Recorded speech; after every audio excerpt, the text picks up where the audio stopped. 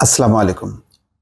মন্ত্রীদের কথা এবং কাজের সাথে যে অনেক সময় মিল পাওয়া যায় না, তার একটি প্রমাণ প্রকাশিত হলো প্রথম আলোর একটি খবরে। সেখানে বলা হচ্ছে, সফর বন্ধের ঘোষণা দিয়ে ৩.৫ মাসেই বিদেশ গেলেন প্রতিমন্ত্রী সহ ২৩ জন। এটি শুধু একবার না, ৩.৫ মাসের মধ্যে একাধিকবার গেছেন।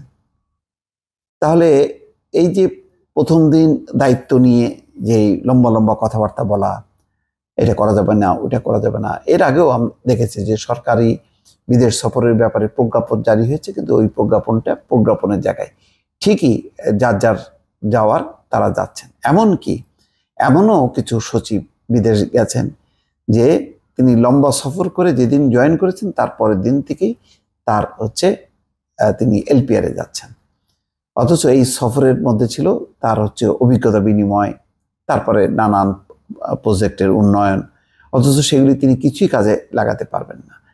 জেনে শুনে এরকম ধরনের ইউরোপ আমেরিকা ভ্রমণ করা, সবচেয়ে বড় কথা হলো যে এসব টাকা পয়সা সমস্ত কিছু যাচ্ছে কিন্তু সরকারি তহবিল থেকে, যেখানে সরকার বারবার বলছে তার মুদ্রার সংকট, অর্থাৎ ডলার সংকট। এই ডলার সংকটের কারণেই আমদানি ব্যয় নিয়ন্ত্রণ করা চেষ্টা চলেছে যে সরকারি কর্মকর্তা কর্মচারীরা একেবারে প্রয়োজন ছাড়া যাতে বিদেশ সফর না যান। কিন্তু এগুলি মানে কাগজে কলমই রয়ে গেছে, যার যার মতন করে যাচ্ছে। এই ক্ষেত্রে কোনো নিয়ন্ত্রণ নেই। এখানে একটি খবর, সেটা হচ্ছে তথ্য ও প্রযুক্তি মন্ত্রণালয়ের। এখানে খবরে বলা হচ্ছে যে তথ্য ও প্রযুক্তি বিভাগে টানা ৩ মেয়াদে দায়িত্বে আছেন জুনায়েদ আহমেদ পলক। দ্বাদশ সংসদে এই বিভাগে প্রতিমন্ত্রীর দায়িত্ব পালন শুরুর প্রথম কার্যদিবসেই তিনি কিছু ঘোষণা দেন। উল্লেখযোগ্য ঘোষণার মধ্যে ছিল বছরের প্রথম ৬ মাস আইসিটি বিভাগের সব বিদেশ সফর বন্ধ রাখার বিষয়টি। কিন্তু ঘোষণার ৩.৫ মাসেই প্রতিমন্ত্রী সহ ২৩ জন বিদেশ সফর করেছেন। জুনায়েদ আহমেদ দশম ও একাদশ সংসদে সরকারের আইসিটি বিভাগের দায়িত্বে ছিলেন। দ্বাদশ সংসদে এসে আইসিটির সঙ্গে ডাক ও টেলিযোগাযোগ বিভাগেরও দায়িত্ব পেয়েছেন। চলতি মেয়াদে সরকারের প্রথম কার্যদিবস ছিল গত ১৪ জানুয়ারি। আইসিটি বিভাগের কর্মকর্তা কর্মচারীদের সঙ্গে ওই দিন মত বিনিময় সভা করেন জুনায়েদ আহমেদ। সভায় তিনি কিছু নির্দেশনা দেন। সেদিন সভায় জুনায়েদ আহমেদ বলেছিলেন, প্রথম দিন থেকেই আমরা কিছু না কিছু পরিবর্তন আনতে চাই, যেখানে মূল হবে মিতব্যয়িতা। আমরা আমাদের সময়, মেধা ও অর্থের অপচয় রোধ করতে চাই। এই কারণে আমি সচিবকে অনুরোধ করব, আগামী ৩০শে জুন পর্যন্ত আইসিটি ডিভিশন থেকে কোনো কর্মকর্তা কর্মচারী বিদেশ সফরে যাবেন না। প্রতিমন্ত্রী আরও বলেছিলেন, আমাদের এক্সপোর্ট আর্নিং অর্থাৎ রপ্তানি আয় বাড়াতে হবে, রেমিটেন্স বাড়াতে হবে, আউটবন্ডিং যত রকম কারেন্সি বৈদেশিক মুদ্রা সাশ্রয় করতে হবে। এর মধ্যে প্রথম পদক্ষেপ যেটি আমার হাতে আছে, আমি আগামী ৬ মাস আমি বিদেশ যাব না। সেক্রেটারি অর্থাৎ সচিব সাহেবও যাবে না, আইসিটি ডিভিশনের কেউ যাবে না, কোনো ট্রেনিং না, কোনো শিক্ষা সফর না, কোনো কিছু না।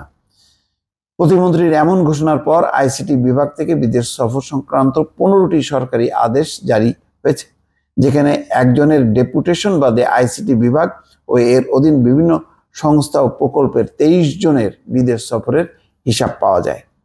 জানতে চাইলে জুনায়েদ আহমেদ প্রথম আলোকে বলেছেন যে থাইল্যান্ডে এশিয়া ও প্রশান্ত মহাসাগরীয় অঞ্চলের জন্য জাতিসংঘের অর্থনৈতিক ও সামাজিক কমিশনের এক সম্মেলনে ৮০তম অধিবেশনে প্রধানমন্ত্রীর নির্দেশে সফরসঙ্গী হিসেবে গিয়েছেন।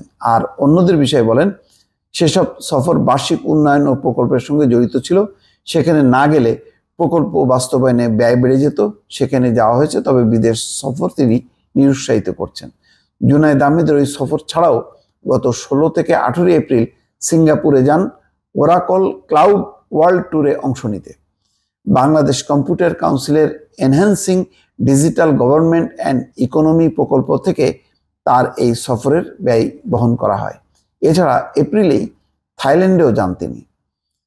এদিকে প্রতিমন্ত্রী তার ঘোষণায় নিজে ছাড়াও সচিব বিদেশ সফর করবেন না বলে জানিয়েছেন, কিন্তু বিভাগের সচিব মোহাম্মদ শামসুল আরিফিন গত 4 থেকে 7 মার্চ যুক্তরাষ্ট্রে যান গ্লোবাল ডিজিটাল সামিট অ্যান্ড এক্সিবিউট accelerating digital connect innovate transform নামের আয়োজনে নামে একটা অনুষ্ঠান বা সেমিনারে তিনি অংশ নেন।